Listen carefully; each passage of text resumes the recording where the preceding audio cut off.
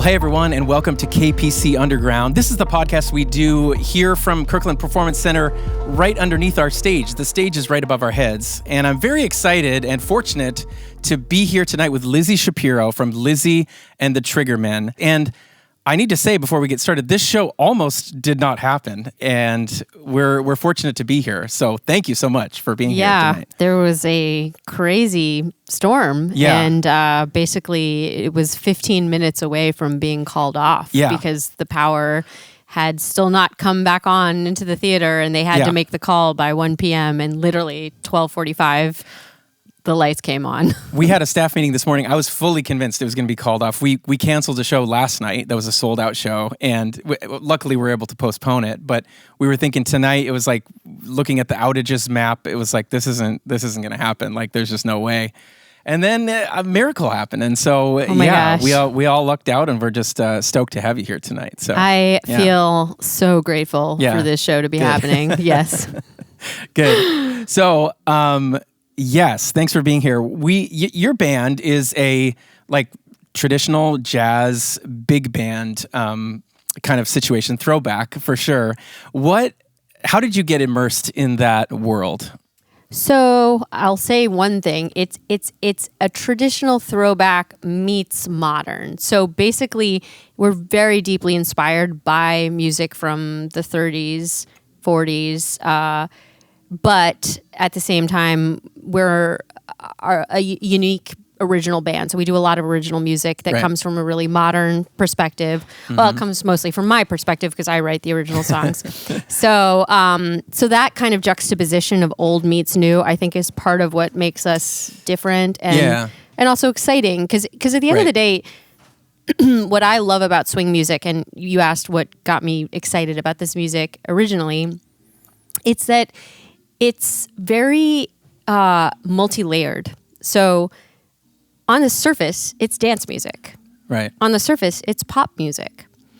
But swing music was born out of very difficult times in our country and world's history. And so a lot of the songs, when you actually kind of look at the lyrics and dig into them, they're about pretty heavy subject matters, and they're kind of amazingly subversive.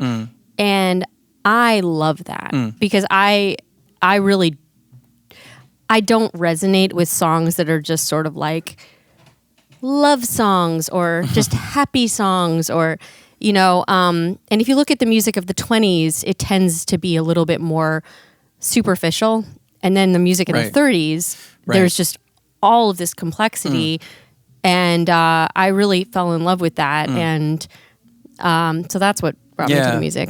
Yeah, that makes a lot of sense. I think, too, it kind of goes to my next question, which was, why do you think this sort of genre is so enduringly powerful and influential? It's the kind of music that seems like it never really will go out of style, and it's sort of, whereas other styles seem kind of dated and it's kind of like maybe you can find a little niche, but it seems like big band and jazz, and I think maybe it has to do with that it was born out of this pain that people are always going through tough times, so they connect with that. And that's kind of an interesting take on it. So yeah. I think that a couple things. One, I would say that the composers who are most associated with big band music are just the national treasures of this country. Right. And, Duke Ellington, George Gershwin, Irving Berlin. These are the Mozarts of America. Right. So, when you write music that's that timeless and is that kind of poignant, the human experience really doesn't change over time. Right. Like fashion changes, but the human experience stays sort of maddeningly the same. Right. So I think the music resonates still today. But also I will say that swing music, which is what we do primarily, it has a heartbeat to it. So it's, it came before amplified electronic music, which is so much of what dominates pop music now. But swing music, when it basically, the simple version is that the beat is on the 2 and the 4 as Right. opposed to like the 1 and the 3. Right. So it's a and there's a kind of heartbeat to that. Yeah. And when you get a group of people that are really swinging and they're all kind of in sync with that Yeah. feeling, it's really powerful, and the Yeah. audiences really feel it. It's very visceral music. Right. So yes, we do jazz, Yeah. but I think in some ways it's almost like people have gotten so associated with jazz being this kind of like heady stuff that's like you have to really study it to understand it. Yeah.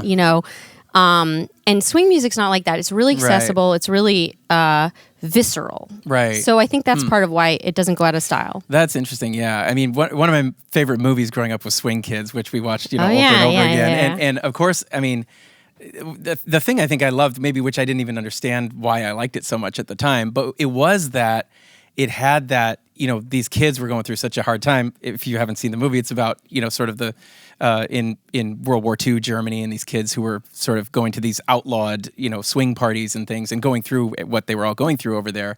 And that music was, not allowed because of all the reasons it wasn't. And I think that was part of that rebellion, that sort of protest feeling of that music. And to your point, if you look at some of the lyrics, I was watching some videos with you guys, and there's a song that you did by Irving Berlin that was like a seldom recorded song that is very provocative lyrically, and it's talking about what was going on at that time, and it really is that I think is it's jazz was kind of that kind of jazz anyway. It's swing music was sort of the music of common people going through everyday struggles, and I think that's why one of those reasons. And interesting, no matter where you're at now, it seems like just one of those things that's enduringly powerful. I wanted to turn a corner just a little bit and ask you, before you were Lizzy and the Triggermen, you had an acting career, and do you still act at all? I mean, like theoretically, Yeah, I okay, do. yeah. And You won't say no if somebody calls maybe with a job. Yeah. Yeah. No, I mean, yeah, I love performing. I'm a total Yeah. I started out doing musicals and plays, Right. stage productions, and that's really my first love is performing on stage. Yeah. So I did a whole career in Hollywood acting and screenwriting, Right. which was wonderful, and I Yeah. love it. And but I really missed just that feeling that you Yeah. get with a live audience. Yeah. And there's just if that is your drug of choice, there's really nothing that quite Yeah. satisfies. Yeah, I was going to ask you too. How did that inform maybe how you approach live performance? Now, I mean, I imagine not that you're acting when you're up there, but there is an element of kind of putting on a performance, obviously. And I'm just curious how your acting experience sort of shaped how you approach performance today. Well, I'm kind of an over-the-top person. Like me, naturally, my like essence is kind of this ridiculous, operatic, Yes. kind of over-the-top person. Yeah. So I actually find that like in everyday life, I have to sort of rein myself in. So that's Yeah. more where the acting comes in, is Right. like wearing jeans and t-shirts and being sort of subtle. That does not Interesting, come yeah. naturally to me. Whereas like kind of having these big theatrical Yeah. expressions is kind of just like who I really am. Yeah. So it was honestly a way to just create an opportunity for me to express something about myself that, there's just not a lot of opportunities in modern society to like Yeah. put on a sequin gown and Right. sing high notes. And I did the opera thing. That's like one of the Right. one of the few kind of like societally acceptable places to do that. Yeah. But I ultimately wasn't going to be able to sing the roles I wanted to sing in opera because my voice type didn't fit with the tubercular heroines that I really wanted to play. So that's kind of where I landed, was just Yeah. like, what is a home for this sort of outrageous, sequined, melodramatic person that I am? Right. And, the band was like the perfect fit for it. Right. Yeah. That's interesting. And I find I've talked to a lot of musicians over the years. I'm a musician as well. And cool. I think that it does seem to be just such a universal thing that your true identity, that's not your secret identity. It's more like Clark Kent and Superman, in a sense, where Clark Kent is the hidden identity, and Superman's the real identity. And so I identify with that as well, where you're able to be more expressive, you're able to connect to a side of yourself that, whether it's societally acceptable or whatever. So you get to wear what you want to wear, and you get to do what you want to do. But I think a lot of people, whether they're musicians or not, connect to that, the spirit of that, just being yourself. Absolutely. Yeah. And I think it's been interesting to see our audiences often come dressed up, right? Like at least as dressed up as I am, right. And it's I love that part of it. It wasn't my intention in creating the band, but what has ended up happening is that there's this community that's growing around the band where, people show up and they get to bring their true secret superhero identity out to play, and it's really beautiful. And so there's a whole kind of show that's happening in the audience with, getting to meet sides of people that you didn't really know. And there's something that I think is really, it's really important in modern society. We prioritize efficiency and cheapness. Yeah. Like so much. And I think that really takes, ironically, a big cost. Right. Because it's so important, I think, for everyday normal people like me to have places to be fabulous and to be fancy and to be over the top and to be majestic, because everybody has that side of them. Right. I really believe it. But modern society is just like, oh, you go from one strip mall to a big box store to and it's like, they're cheap, they're near your house, but you never walk into spaces anymore that are just beautiful and just meant to kind of delight you and make you feel amazing. Like in small town America, there would always be a beautiful small bank. I don't know how many customers they must have had. I mean, these are, but the bank, it didn't matter. The bank was gilded and had marble floors and had, it looked like a palace. Yeah. And now we have, Bank of America that just looks like a DMV. Right. And I think that when people are starved of beauty and starved of places and experiences that allow them to express their own inner beauty and outer beauty, it takes a toll on our spirit. Yeah. And so I guess that's a long-winded kind of soapboxy way of saying that what's become important to me about the band is creating spaces for people to really luxuriate in aesthetics and to get to express their own kind of royalty. Right.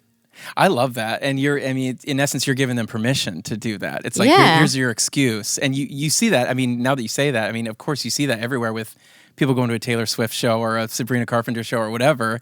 The most exciting thing is for them to, what am I going to wear? How am I going to dress up to be like this person? Because I identify with this part of this person. I think that's what's so beautiful about music, that it brings us together in that way, that we can share those things. So yeah, that's amazing. So where can people go to check out everything about Lizzy and the Triggermen? Yeah. So, our website is Lizzy and the Triggermen. It's Lizzy and the Triggermen plural. We'll put that on the screen there. These are just common mistakes. Yes. So LizzyandTheTriggermen.com is where you can find all of our tour dates, and also you can message us there if you want to, and we've got a bunch of music there. And also we're working on releasing a live album that I'm so excited about. It was recorded at Joe's Pub as part of our East Coast tour earlier this year. So please keep an eye out for that, because that is something that we're hoping to get out very soon. We're really proud of. And but we'll just keep posting dates, and please come and bring your fabulousness. Yes. Definitely, if you have not seen Lizzy and the Triggermen, or if you have, definitely go check them out. Check out the website. Come to a show. dress fabulous. Thank you so much for joining us down here. Thank you. And looking forward to the show. Thank you.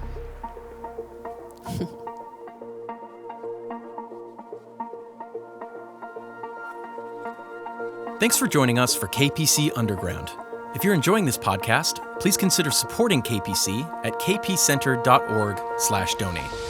Your generosity helps us keep this and other programs going at Kirkland Performance Center. Be sure to check out our website for the latest events coming up. And hey, we'd also love to hear from you. Please rate our podcast, like, subscribe, comment, do all that stuff. And if you have a specific question or an idea for a show, email us at podcast@kpcenter.org. Thanks for listening.